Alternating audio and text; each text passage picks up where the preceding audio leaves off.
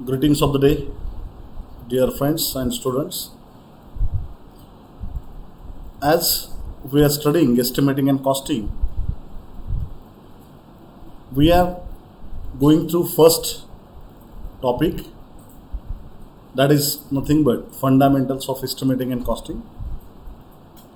In this particular topic, we are going to study about the basics that is required for estimating and costing, some of the definitions, rules, regulation, and these all things that we are going to study in this particular chapter. So while starting for the estimating and costing, one should know the basic definitions of estimating and costing, what exactly this estimating and costing is related to. So for a moment, pause your video and just think that what could be this estimating and costing, what could be exactly the definition related to this estimating and costing.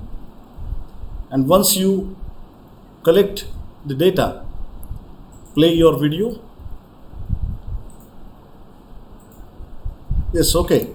So the estimating and costing is nothing but it is the process of calculating probable quantities of various items and expected expenditure to be incurred for a particular project of work.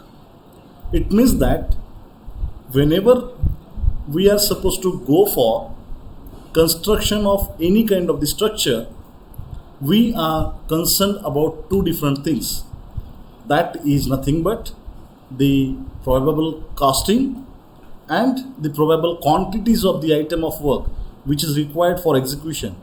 So these all the things will be calculated in this particular estimating and costing, and that's why it is defined as it is the process of calculating probable quantities of various items and expected expenditure to be incurred for a particular project or the work. This will be your definition of estimating and costing. Once we understood the definition, the one should know what exactly purpose of this particular subject is there.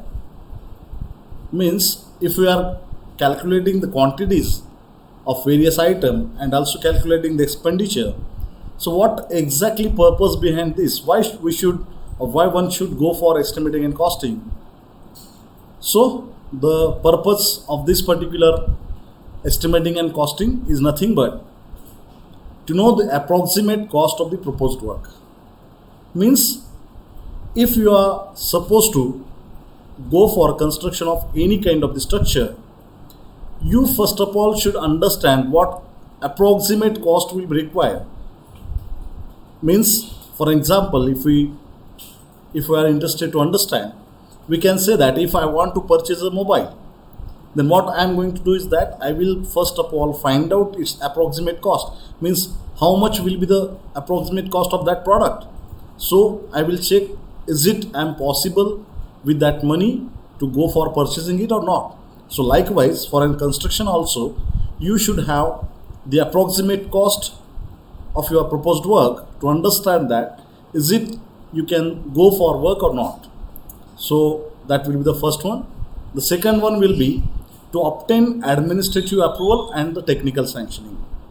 It means that whenever an government authority is supposed to be go for an construction work or any kind of the organization, if they are supposed to go for a construction, they will require some procedures. It means that they are supposed to get an administrative approval to go for construction, and if at actual we are supposed to go for construction, then they are supposed to get an technical sanctioning. Is it whatever costing we are getting sanctioned, that is really needed or not?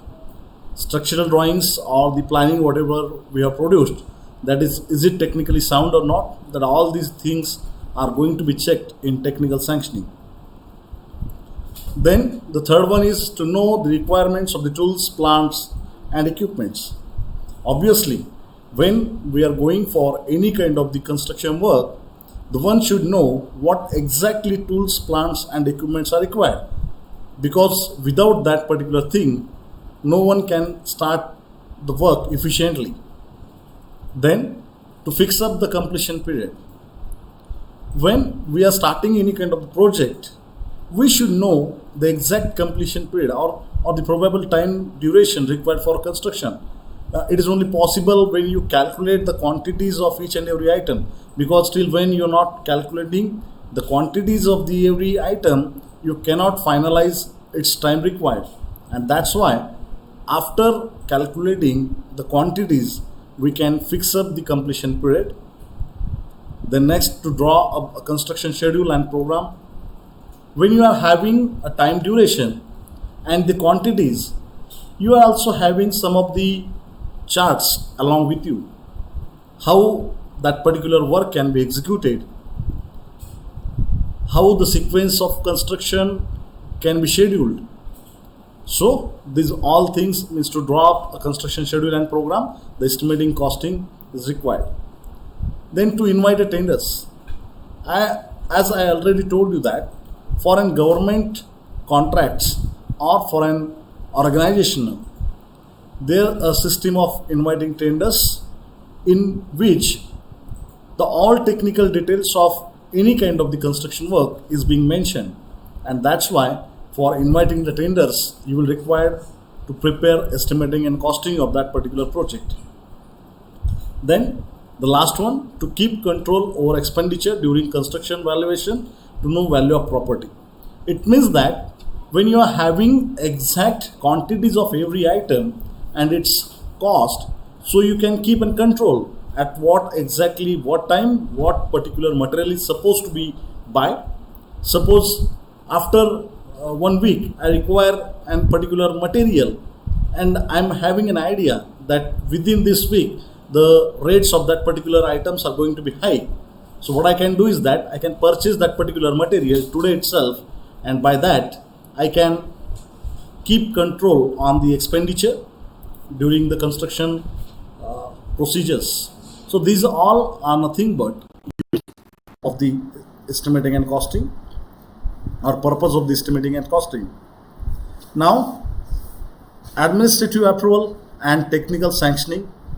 So as I already told you that the administrative approval is nothing but a permission taken from the higher authority. So in a proper manner, we can say that for every work, it is necessary to obtain in the first instance the concurrence of the competent authority of the administrative department requiring the work. The formal acceptance of the proposals by the authority is termed as administrative approval of the work. What exactly it means?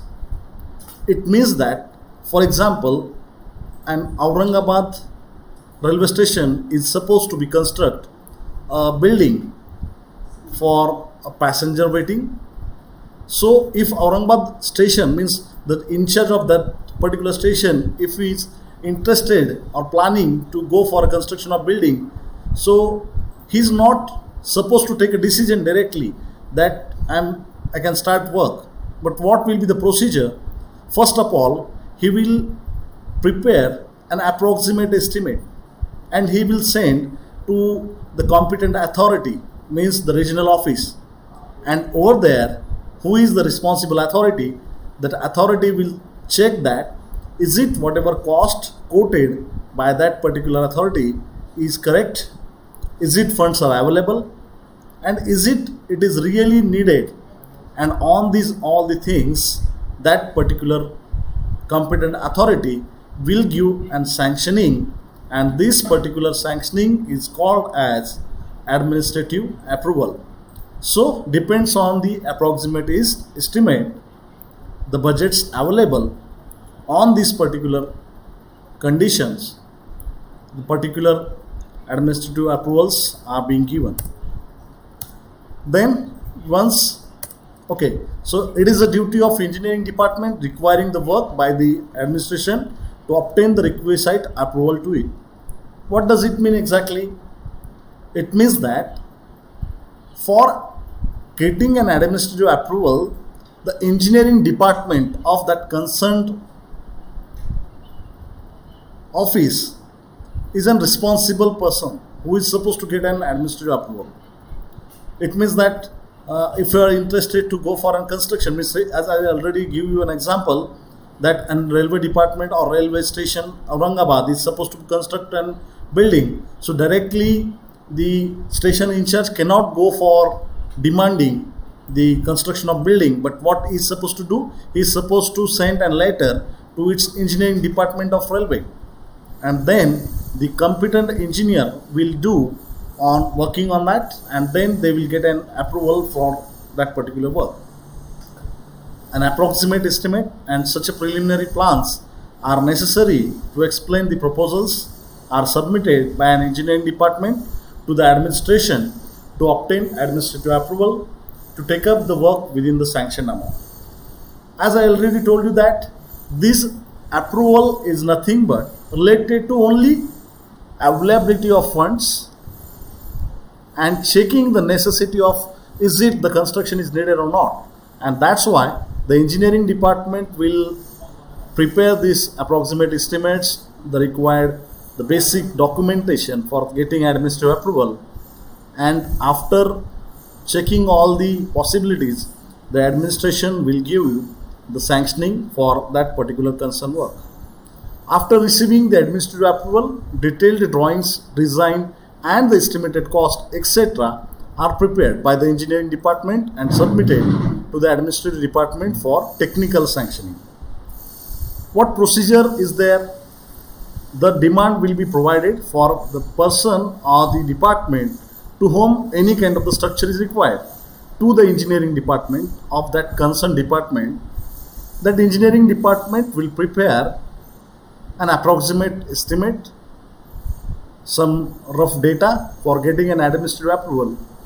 Once the probable cost is available and it is sanctioned, then and then only the particular engineering department will provide or prepare detailed drawings, structural designs, its detailed estimate, and these all things to get and technical sanctioning from that particular authority. So what exactly technical sanction means? The technical sanction is nothing but to getting an approval from the concerned department related to the detailed estimate, structural drawing, all these technical details for going for execution. This is nothing but technical sanction. This was the basic things that we were supposed to be get detailed about estimating and costing. In next lecture, we will go through the different types of the estimates, what exactly different types of estimates are being available, and what we are going to study in for the lecture that we are going to take a view in next video or next lecture. Thank you very much.